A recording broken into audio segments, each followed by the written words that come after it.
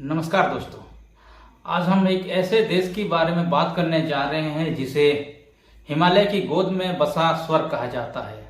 नेपाल एक छोटा लेकिन सांस्कृतिक रूप से समृद्ध देश, सुंदर पर्वत, विश्व प्रसिद्ध माउंट एवरेस्ट, प्राचीन मंदिर और शांति का प्रतीक गौतम बुद्ध का जन्मस्थली है।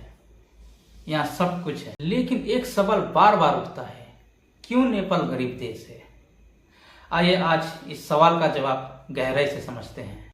नेपाल साउथ एशिया में स्थित एक लैंडलॉक, चारों तरफ जमीनों से घिरा देश है। इसके नॉर्थ में चाइना और साउथ वेस्ट और ईस्ट में भारत है।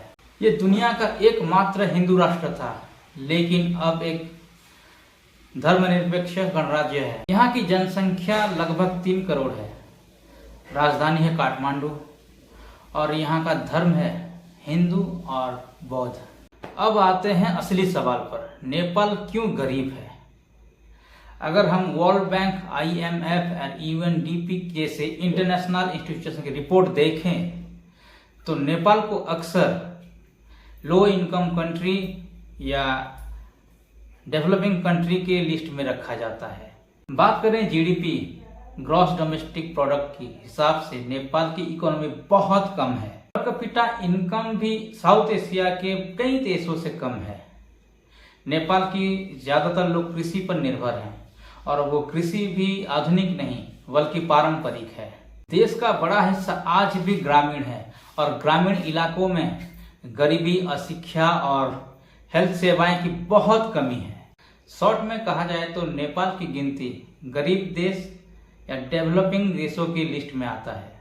इन सबके बाद बात आती है, आखिर नेपाल को गरीब किसने बनाया? ये भी सोचने वाली बात है। क्या नेपाल हमेशा से ऐसे गरीब था?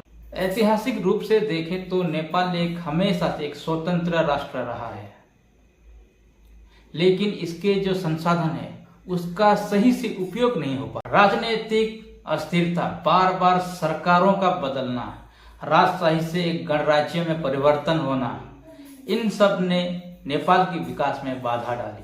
भूगोल भी एक प्रकार बहुत बड़ी चुनौती है। पहाड़ी इलाकों में सड़क बनाना, स्कूल और अस्पताल पहुंचाना आसान नहीं होता और सबसे बड़ी चुनौती और सबसे बड़ी बात यह है कि उद्योग धंधों की कमी और बेरोजगारी।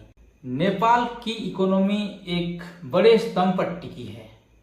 विदेशों से आने वाला पैसा, जिसे हम रेमिटेंस कहते हैं, लाखों नेपाली नागरिक बाहर देशों में जाके काम करते हैं, मलेशिया, भारत, कोरिया, और उनके द्वारा भेजा गया पैसे से ही नेपाल की इकोनॉमी चलता है। और एक चिंता की बात है कि वहीं के युवाओं को अपने ही देश में रोजगार नहीं मिल रहा। नेपाल में पर्यटन की बहुत संभावनाएं हैं। हर साल लाखों लोग माउंट एवरेस्ट और पोखरा जैसी जगह को देखने आते हैं। नेपाल में युवाओं की संख्या सबसे अधिक है। उसकी जो पॉपुलेशन है उसमें युवाओं की संख्या बहुत ज्यादा है, जिसे वो फ्यूचर की पूंजी बना सकता है। इकोनॉमी आंकड़ों से नेपाल एक गरीब देश जरूर है, लेकिन इसका मतलब ये नहीं है कि कोई संभावनाएं नहीं है। संभावनाएं जरूर हैं। नेपाल को एक अच्छा लीडर मिले, राजनीतिक स्थिरता मिले और तकनीकी सहायता मिले तो नेपाल अपनी छवि को बदल सकता है। वीडियो अच्छा लगा हो तो लाइक करें और चैनल में नए हैं तो सब्सक्राइब करें और कमेंट में जरूर बताना अगली बार कौन से देश के बारे में देखना चाहते हैं।